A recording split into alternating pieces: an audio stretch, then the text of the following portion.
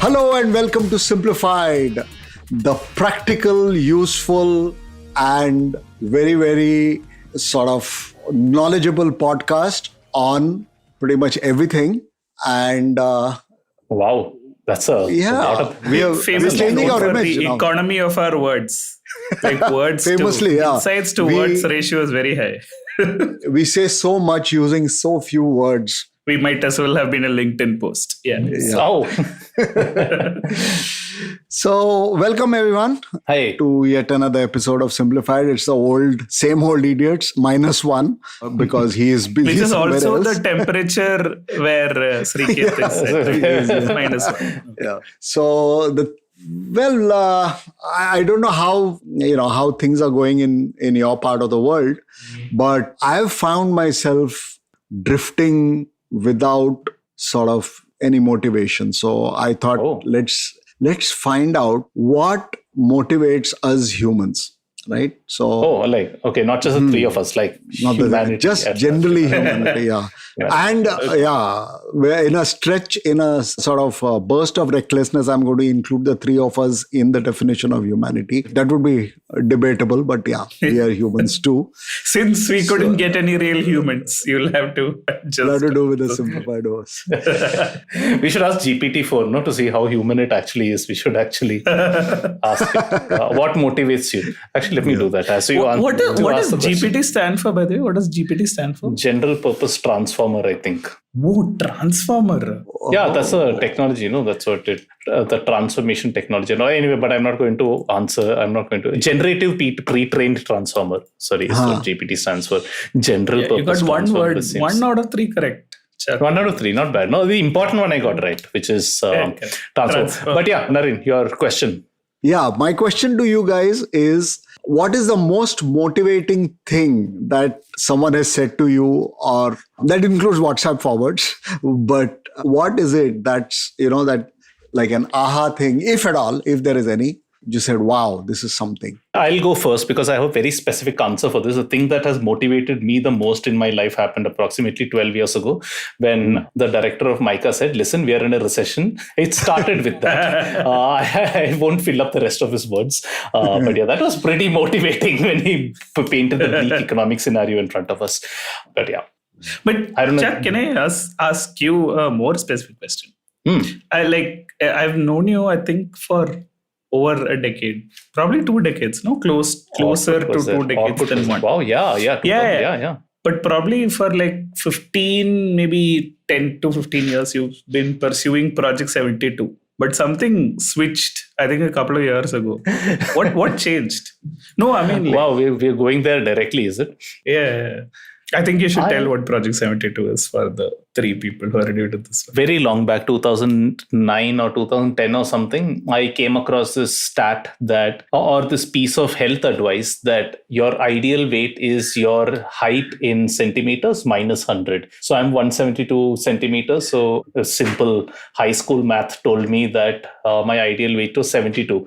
And I had just moved to Bombay then. So I figured, okay, I'll start getting fit. And the reckless thing that I did was put this out on Twitter at a time when there were many mischief mongers around. So Project 72 was a thing. And I publicized the fact that it kept failing month on month.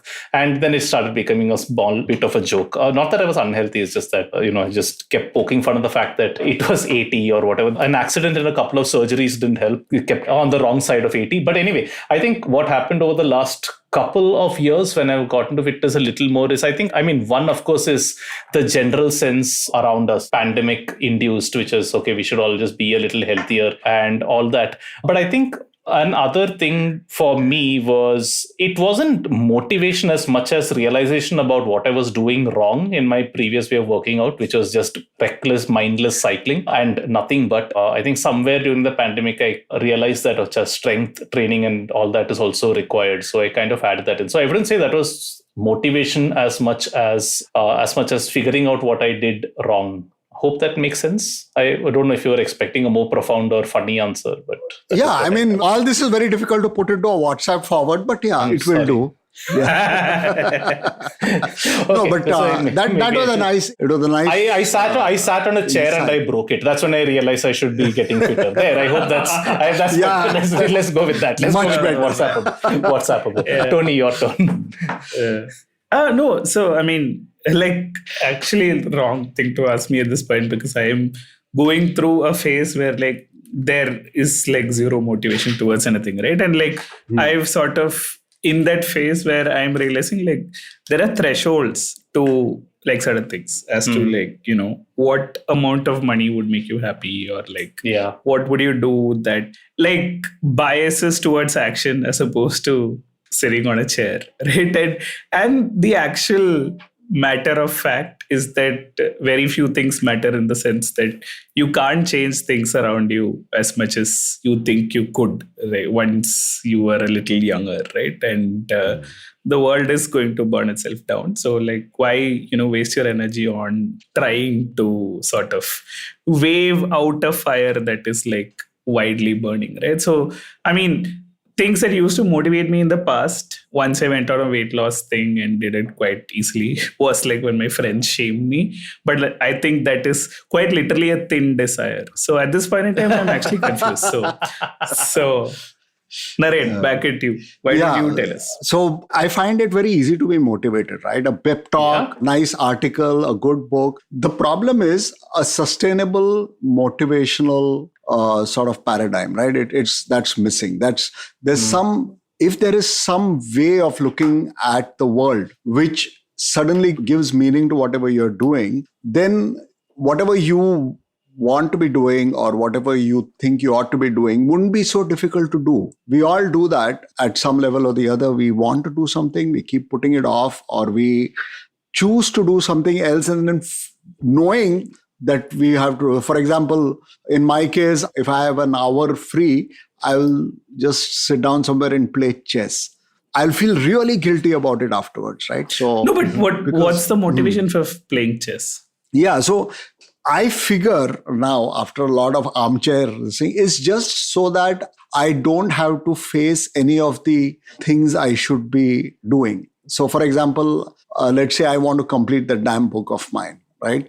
And somewhere inside me, there's a little voice saying that, boss, you're not up to the task.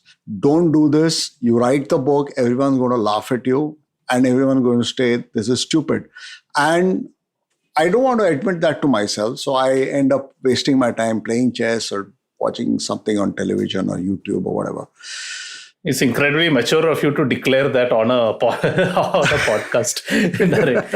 I know what you mean, by the way. I think I read a quote somewhere like the most productive person is the person who actually has to write a book or a creative project. They end up cleaning the floor, organizing the book collection, cutting their nails, getting a haircut. Yeah, getting a haircut. Taking a shower. I have a theory that the most number of baths during engineering happen on the eve of the exams. Yes, because you get extra marks for smelling. I have always thought so. I have a theory. Sorry, Naren. Yeah. But don't forget what you were about to start. I have a theory that, at least for me, that fear acts as an incredible motivator. Fear of whatever. I maybe to give a more philosophical take to Tony's question.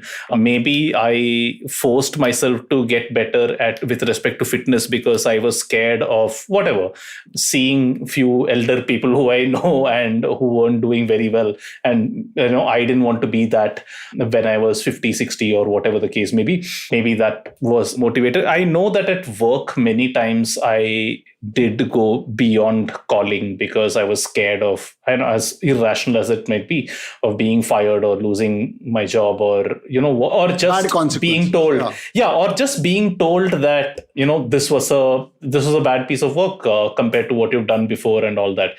So I think at least for me, I have kind of come to terms with the fact that fear is an excellent motivator, especially for me. Now, whether it's the best motivator, I am not completely sure of, but sure as hell works for me. Yeah, actually on that note, deadlines are a great motivator for me. So if something needs to be done in 7 days, first 6.75 days are completely useless, right? Like nothing happens. But like the last 0.25 days, when I'm backed into a corner, then that, I don't know, something kicks in, some kind of panic response or whatever. This is true for so many people. I remember even Siddhin saying this. He has this insane capacity for sitting and doing great slabs of work at one sitting, but he will choose to do it at the last possible moment. So absolutely. I think part of success, I don't know whether this is about, this is point about motivation per se, but I often find that accepting that fact, which both of you just said, which is, okay, for 6.5 days, I'm going to do nothing, and then 0.5 days, everything is going to happen. Actually accepting that and kind of like aligning your life according to that, I think might end up working better because you don't feel guilty about wasting 6.5 hours. Like, for example, so a couple of months back, I started this mini consulting offering as a freelancer, and clients would mail me like their questions and all that, and then I would start thinking about it beforehand, and I would spend inordinate amounts of time on it, and if I didn't spend enough time on it, and I would feel like full panicky before the call started. And then I just changed everything around and said, I'm going to think about this only 1 hour before the session actually is. That acts as an insane motivator because you really have only 1 hour to prove yourself, and everything that I said, right? Fear, right? You don't want to look like an idiot. You're charging so much an hour, and you don't want to come across like, oh, it's like full faff only is being given. So that's how I operate now. If I have a call, in fact, just before this, I had a call which went from 5 to 6. I blocked off 4 to 5 just for that. So maybe accepting that and realizing that you work well in patches and not being bothered about the 6.5 days, maybe that's one solution over there. And Naren, I would highly encourage you to enjoy chess. As John Lennon said, time that you enjoyed wasting wasn't wasted. So please play chess, but not as a distraction from writing a book, young man. This is very God-fisted. You know what? And Anthony, please keep your finger ready on the bleep button. Fuck golf. Thanks. That's all I wanted to say. Wow, that was pretty emphatic. Yeah. So I was reading an article which spoke about what on a slightly more meta level than this, right? So what might motivate humans? So the author listed the following, right? So one, he says, economist's model of man as a rational being trying to maximize a reward or minimize pain or both, which is what we all, think about and think works. But interestingly, several studies. So the original study was done in MIT in Massachusetts. And the study was, you gave people tasks to do, and a person who performed like, okay, got a X monetary reward.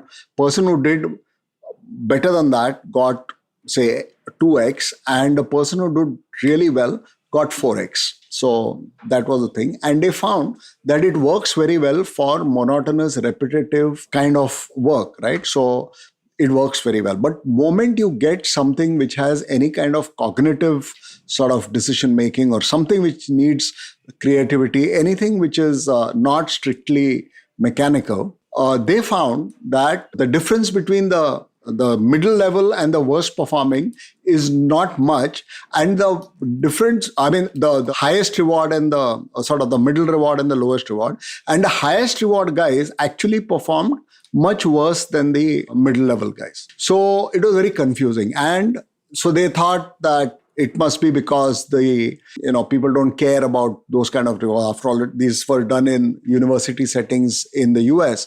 But they took this study to India, and the same reward system was in place. And there, because the dollar value was much higher, the rewards it translated into like 2 to 4 months of pay.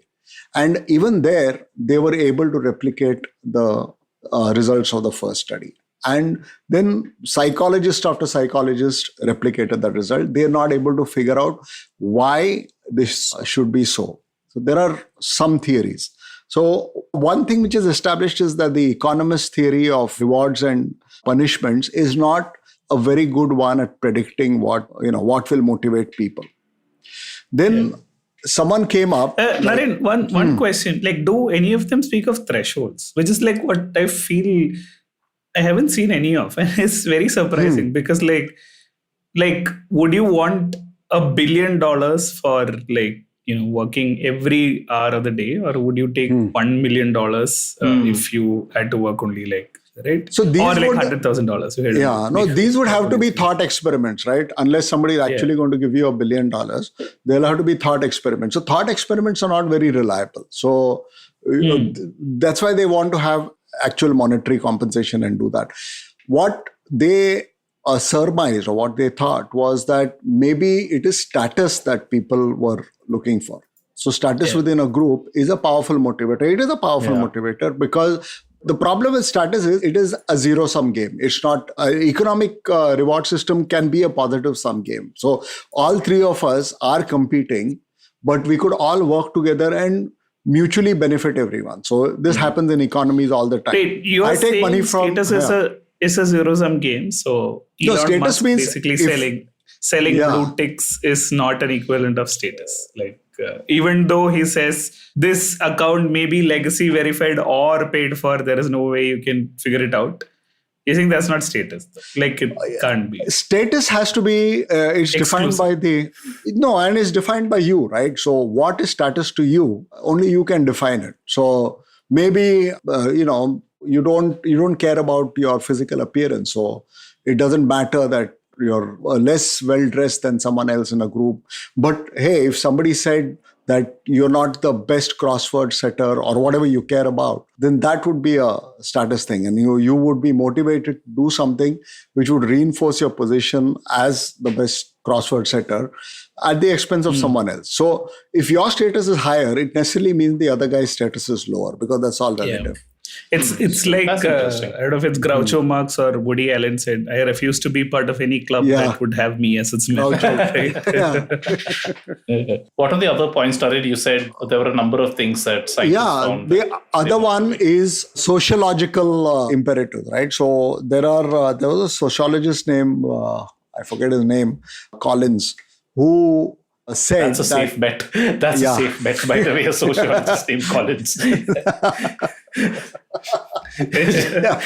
Okay, his parents never gave him a chance to be anything else. Collins automatically, either he can be a sociologist or he can make dictionaries. Those are your two career options.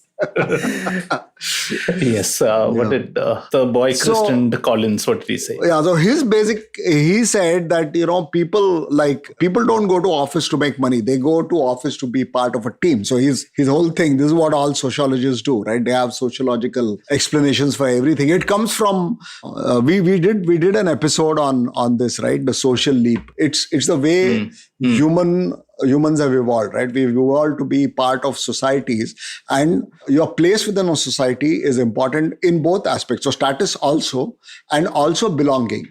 So it's very important for us. People do go nuts, right? If they are friendless or if they are if you put prisoners in solitary confinement, they are known to really go crazy. Yeah, so, one of the topics that I am personally very interested in is universal basic income, as we have discussed on this show many times before. And one of the criticisms that UBI often has is that if people get free money, they will just sit on their asses and do nothing productive all day. And well, that might be true for some people, but the counter argument to that is exactly what you're saying, Naren, which is we as a species have evolved for meaning, for wanting to do something and for some status within society, within a peer group and all that. So even though we might still get money, we might still be motivated to go out there and do something. And in fact, maybe UBI will free us of wanting to do something that necessarily is linked to commercial imperatives, and actually we might end up doing something for, say, the collective good or whatever the case may be. But yeah, it goes back to the point which you were making, which is we always want to signal something to ourselves, if not the outside world. So yeah, I buy that point. It also fits in nicely with every MBA student's favorite organizational behavior model, right? Yeah, but it's meaning is not just tied to money or status, right? can be as simple as like the most basic human instinct, which is, I think, which is sex. Yes, absolutely. That's why I went Maslow. In a complex manner called the endowment effect, but in like a normal manner called teda hai par mera hai, right? Like if you could just like be a mother or a father to like 2 or 3 children and find meaning in that, and like, but that goes back to meaning, right? What you said. No, I'm saying, so it doesn't mean that being a parent necessarily gives you status or money, right? It can just be that you feel like this is yours, therefore like you are something. No, this is very interesting because this leads to the other fourth source of motivation, which is the most elemental of all, is the Darwinist, the selfish gene theory. So we are a gene's way of making more genes, right? So humans we are just a vessel for making more genes. So your biology, your social behavior, everything is controlled by your genes. Everything. So there is a theory that people do whatever they do at a subconscious level in order to maximize their chances of getting laid. So it's, there are many people I know who sort of bear getting this laid, out. not late, no? No, not late. Getting laid. And it's a powerful urge, right? So people do that. You see dominance, for example, and or you see, displays of alpha behavior. They're meaningless. Oftentimes, you'll see raw aggression in situations where it cannot be of any practical use whatsoever. It's usually harmful to the person who even displays it. But that person just can't help himself or herself. It's just there. And usually himself more than herself. So that's also, and humans are a mixture of everything. Human motivation is probably a mixture of all of these. So very difficult to disentangle one from the other. We are all probably on a big spectrum, different stages of whatever it is. But I thought that was, found it interesting. I was just trying to wonder what it might be that really motivates us to do things. So, okay, we know that it's impossible to disentangle combination of all these factors. How do you make sense of all this and go ahead and get on to do whatever you want to do? How do you do something which will take you closer to your goals? And how the hell do you find out what your goals are? That's also an important question. So any thoughts on... That's a loaded question, but I'm glad... Okay, so I don't have an answer, Naren, but I'm actually very glad that you started off by giving that little addendum to your question, which is figuring out what goals are, because as I get older, I kind of figure out that that's the question to really ask, right? Like, what do you really want out of this? Like anything that you're doing, no matter what the motivation is it worth doing at all for yourself or for whoever? And many times I have found myself questioning many things that I'm doing, maybe even things that I'm good at doing, and maybe even things that have been a habit, and just thinking, hey, what is the end result of all this? Like, does the outcome really matter? I'm highly motivated, not motivated. I should be careful of the nuance of that word during the context of this recording. But one of the quotes that I remember very vividly, which I think about all the time, is it was said by somebody who used to work at one of those DARPA-like agencies in the US back in their golden era, 50s, 60s or whatever. And the quote was, the question to ask is not, will this work? But if it works, does it matter? And I think that's a very nice line. I give it to marketing students, saying that, hey, okay, when you're thinking about marketing ideas, don't think about, can we do the social media post? Of course you can, but think about, does it matter if it becomes a success? I think that's the bigger question to ask. So as I get older, I think it's been less about the motivation and more about the goals, because I think then the motivation kind of aligns itself, if that kind of makes sense. I don't know if I'm just speaking randomly over here, but I feel like questioning the goals and questioning what you want out of it, all those, philosophical questions that we used to laugh at when we were kids or, rebellious teenagers, I think those are the ones that make most sense and the ones that are most difficult to kind of answer. True. Yeah, I mean, it all goes back to the question of meaning itself, right? And like when you say like things like productivity or like does it make sense, etc., all of it comes from unfortunately very capitalistic view of looking at it, right? But look at some of the people who are retired and living in your society and who fight over things that seem meaningless to you, like being the secretary or head of the Residents Welfare Association, right? Like there is zero monetary reward. There is like nothing like tangible that comes out of you like putting in lots of effort into it, but you like, can't add it to LinkedIn skills. I mean, like really no one cares, but like for them it is the most important thing, so much so that if there is a family function, you have to make sure that there is no RWA meeting at that particular time because like they have to attend the meeting and stuff like that, right? So like I think meaning changes very frequently over a period of time, and like also like the status that you attach to it changes, right? Like when you are in school, like I mean what you sort of gave importance to was probably by and large defined by what teachers and parents defined for you. Then you get into, let's say, college and stay in a hostel and you realize that, I mean, you don't really need to go to class. Like, can I be the best shooter in Quake 3 or the best FIFA player or some shit like that, right? Like, so I mean that's like, I really don't have an answer to this question because like I said, like I am in that phase where I don't think there is anything that can motivate humans through their entire life, and like kudos to people who can find things that can motivate them, right? So it's also interesting that the same thing can motivate people in different ways. For example, like you might follow a cricket match, Tony, because you are deeply connected to the Indian cricket team and feel like it's your patriotic duty to support the men in blue no matter what. For me, and this took a while actually for me to realize, I always used to watch cricket in the hope that something historic will happen during this match. So hence the old fights that we used to have. Unless there was something interesting happening in this match, I don't want to. I would rather India lose in a historic match rather than win a boring match. Hence all those fights that we've had. Somebody else might go to the Wankhede for just the social occasion and being there to take a selfie or whatever the case may be. So to me, that's the other thing that's interesting. How the same I use the example of a sporting event, but it could be music, it could be even work. How that could motivate people in the same thing can have different motivations for different people to do the same task or attend the same event or whatever. So. It was a completely disconnected thought from what you said, but yeah. Right. So I was saying that there is another lens for looking at motivation. So somebody proposed that there are three sort of things that, so one is autonomy, one is mastery, and one is purpose. So autonomy, there's this Australian software company called Atlassian. Yeah. So Atlassian, once every quarter or something, they have a 24-hour period where you can do anything you like, literally anything. And work on the anything employees, like. you mean? The employees. They can work on anything they like. And the only condition is that 24 hours later, they have to give a presentation on what they have done. And they found that autonomy worked beautifully. So people would work on bugs that existed in the softwares for ages. They managed to get them out.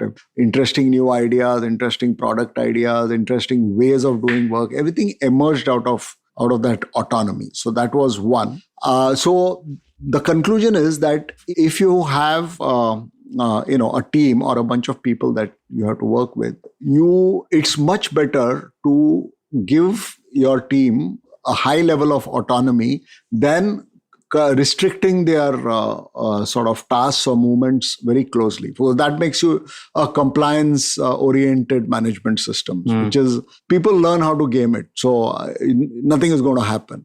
And autonomy seems to work in quite the reverse way. So just because nobody is noticing, the status thing sort of seems to kick in, and people seem to come out with much better results than they would have come out with otherwise. Yeah. So Google, in its famous good old don't be evil days, had a stated policy that 10% of the time that you spend on Google can be spent working on a personal pet project. And if you remember Google Labs and all of the fabulous things that came out of Orkut it also. was a result of Orkut this, also. right? Yeah, pretty much like an entire thing called Orkut, if you remember. But like since we are in the HR realm, I think, and we're speaking about motivation, and in the interest of calling this podcast Simplified, we have to simply mention Herzberg's two-factor theory, right? Which is basically that's a blast sort of from the past. bedrock of and it's like actually very simple and like makes a lot of sense, right? To say that in terms of organizational behavior, the two factors that motivate employees are job satisfaction and job dissatisfaction, right? And basically they seem like opposites, but they're not necessarily the same, right? So satisfaction is basically like your hygiene requirements or hygiene factors, which are defined by Herzberg as salary, job security, work environment, job policies, supervisory practices. Do you have to fill a timesheet?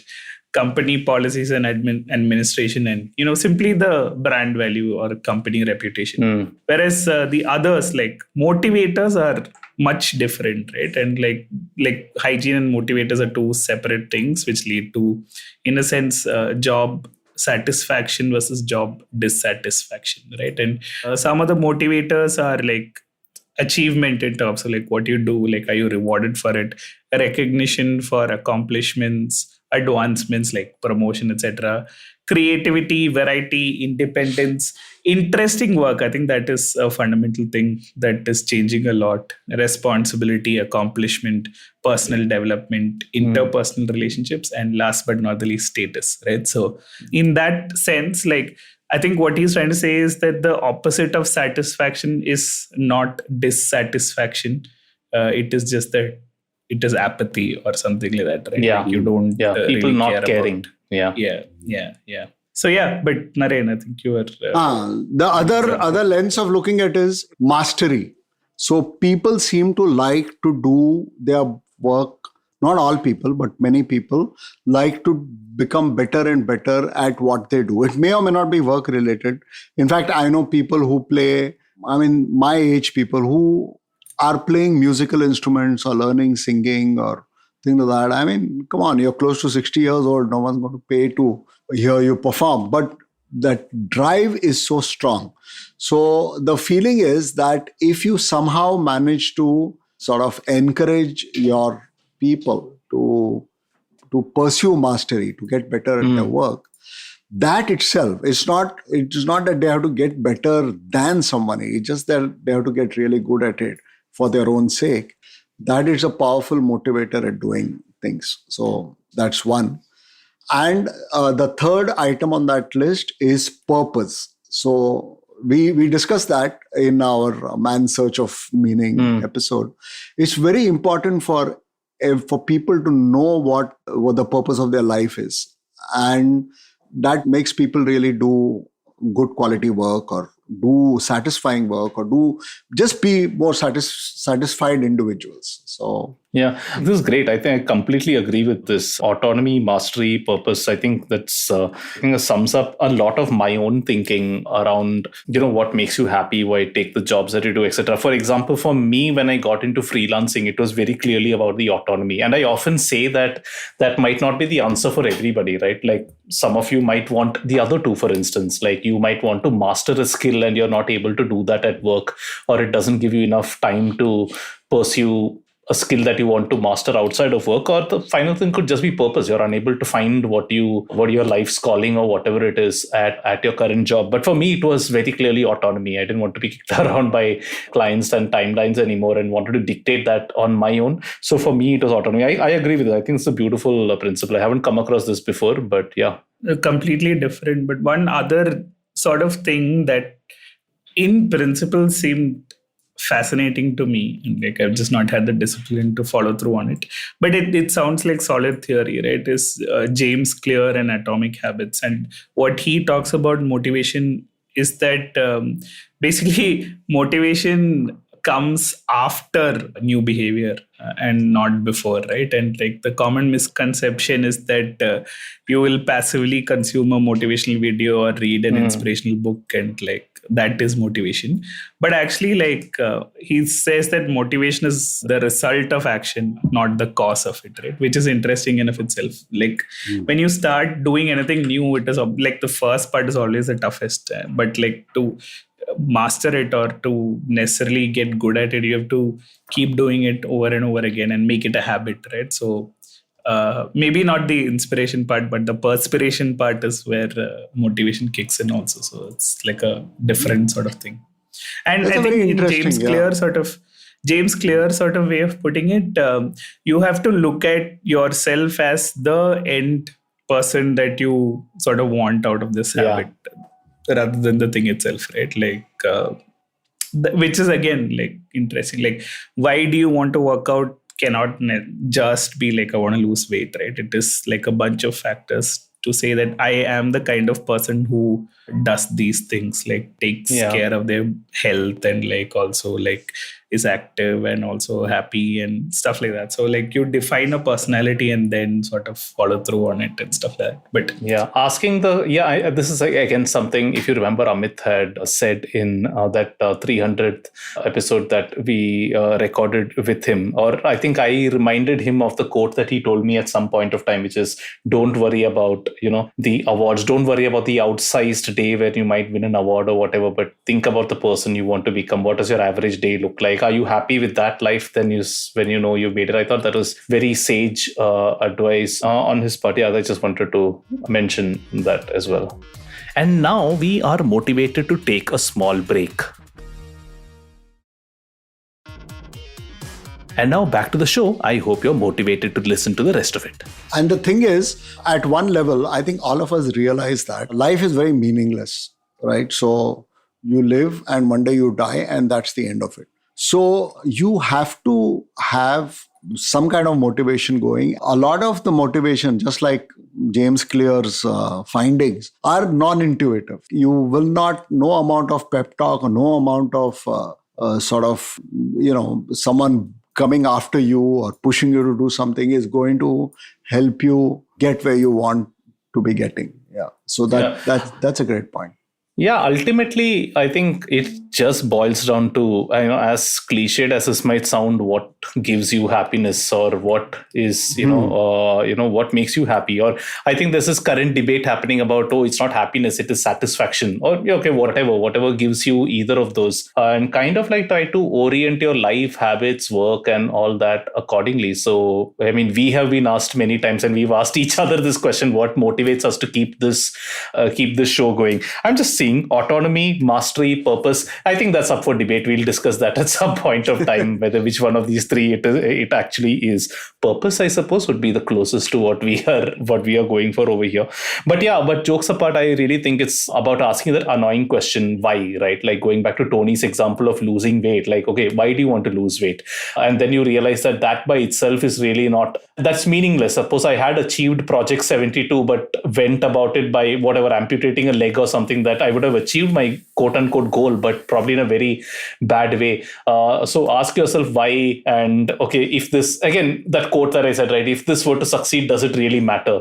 And somehow, again, whether it's a high-paying job, or whether it's, autonomy, or whether it's traveling the world, or whether it's seeing, your favorite team in action or whatever, it again, I think just boils down to personal definitions of satisfaction and happiness. I think all motivation eventually points towards that, and motivation at best can be a compass. Well, it's a little too profound for this show, sorry. Yeah, we are getting very deeply into WhatsApp territory. So WhatsApp or LinkedIn territory, or LinkedIn territory, actually, more than WhatsApp. Yeah, LinkedIn is the new WhatsApp these days, right? Actually, come to think of it, I have zero presence on LinkedIn. I have a lot of followers and I follow a lot of people, but I haven't been putting anything out there. So maybe motivation is the thing to do. No, just get Twitter Blue. You'll automatically become a LinkedIn person. It's fascinating how Twitter has turned into LinkedIn. Probably this show also, become way too serious anyway. Yeah. I'm trying to think of a in joke. fact, we've to tell, gone on for close to 40 minutes without Naren bringing up a PG Wodehouse reference. This is what we've done it. So maybe that's the purpose of Simplified, to give Naren a vessel in which he can give a weekly PG Wodehouse or Yes Minister quote. So Naren, all yours. What motivates? I really have to work on this because nothing is popping into my mind. Otherwise, like Wodehouse references should be jostling it. If one Wodehouse reference should be shoving the other out of the way. No, me first. And it hasn't. So I haven't done my homework well enough, clearly. So next time, I promise I will shove in apposite and sort of funny PG Wodehouse. No, but see, the thing that fascinates me is that realistically, if you're talking about meaning, like all of what you're taught growing up is stupid, right? Like you could find meaning by actually being in an ashram and serving a swami or something for your entire life and lead a much happier, more satisfied life than someone else. Or you could probably look at some other thing, like just supporting your local football or volleyball team, right? And like just seeing them through their ups and downs. And the fact of like endowment effect plus this creates a scenario where the more losses your team takes, the more attached you feel to them, because it is you against the rest of the world, right? So you're suddenly like, oh, what if Chennai Super Kings sucks every alternate year? We are sort of like, the siege mentality kicks in, right? And like you find full purpose to say that they are amazing and Dhoni should play till 2050 and stuff like that. So, I mean, whatever works for you, but like, I think the key to it is to trick yourself into one of these things. Yeah, absolutely. You know, Tony, when you were saying that, I just remembered one of the happiest people I ever saw, which was a dive instructor in the Maldives I dived with last year. So we were on our 4th day of diving, I think, off a boat, and we were searching for a whale shark, which is sort of like the largest fish that exists, and it's quite a majestic sight. It's it's pretty huge. We went to a spot just to find that thing. We spent one dive and we couldn't find it, so it's a bit of a decent dive, but we didn't find what we were looking for. And the second dive that we went over there, we didn't see anything at all. We were damn disappointed underwater, and at the very last minute, like about 5 minutes left for us to surface, a whale shark came, and all of us were obviously very happy because many of us had never seen one before. But what blew my mind, or what drew my attention, was our guide, who's probably seen hundreds, if not thousands, of these animals before. He was super happy and super excited, and he was like full, like completely just having like a blast underwater. And when I went up, I asked him, like, hey, you probably seen like so many of these, what motivates you to keep going back, or what makes you so happy? He's like, listen, for me, my motivation is I love the water, and my motivation is to share this with others. And for me, if I don't, people come from all over the world spending their hard-earned money to do this, and if they don't end up seeing this, it makes me sad. So it makes me very happy, and this is what drives me to make sure that I can find a site that these guys like and curate a dive that all of you will enjoy. And I thought there was a lot of truth in that statement, because this guy is like far remote. He stays in a remote corner of the Maldives, and I thought that's so beautiful, that philosophy of making others happy, or just sharing this beautiful world with his, with others. So this is totally relatable. This is totally relatable, right? Because like I, over a period of time, shared a few Malayalam movies that I think that other people, even though they don't know the language, should watch. And like even if one or two people, write back to me saying we saw it and we loved it, then you automatically feel like, okay, this means something, and like you want to share that joy with the rest of the people. So maybe it's not about like sharing large big things. It's about Wow, we have suddenly got all sentient things. What could that impulse be? It's purpose, probably, right? I don't know. It's definitely not the desire for mastery or autonomy or whatever. It's just purpose. Is it purpose? I mean, it's. I mean, maybe his one is very different from is it purpose even? Whereas like I am attaching to something that is created by someone else as like and like I am sort of saying that because I have access to the language and I found this movie first and I spent time watching it, like I am in a way it is in a way that is purpose, right? Like you sort of like want other people to know. Like I relate because I try to do the same thing with what you're doing with, say, music, for example. I think that there's a lot of great music out there that more people should listen to, and I find it very happy, Tony, like similar to you, when other people came and say, I discovered this band because of you, or I love this song now because of you. So for me, it's definitely not autonomy. That's definitely not autonomy or mastery. So for me, I suppose that would be somewhere like purpose. I don't expect to make money out of it or whatever, but oh wow, this has been an uplifting episode. And it's a very easy one for Naren to end on. Did we have any other points? Sorry. It's pretty much covers whatever I know. So it was nice. It was soul searching. Oftentimes when you talk about something, as Humphrey would say, eventually you start thinking about it. So that's what is right. So beautiful. You had to sneak it at the last minute, like my whale shark in the dive at the last minute of this episode. Naren snuck in that. Reference. I hope all of you, it's got all of you thinking a little bit about what motivates you and what it might be that might make you more happy. So let's sign off now with like no-brainer. Stay safe, stay motivated, and stay simplified. See you next week. Bye. Bye. Bye.